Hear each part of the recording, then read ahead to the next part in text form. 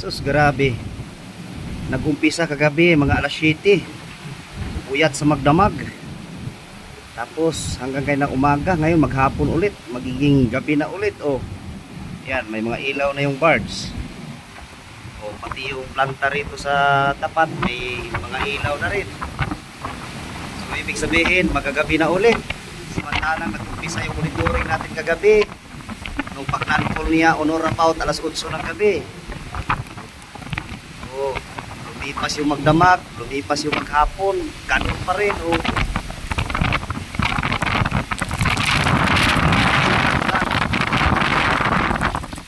Halos mag 0-0 visibility na.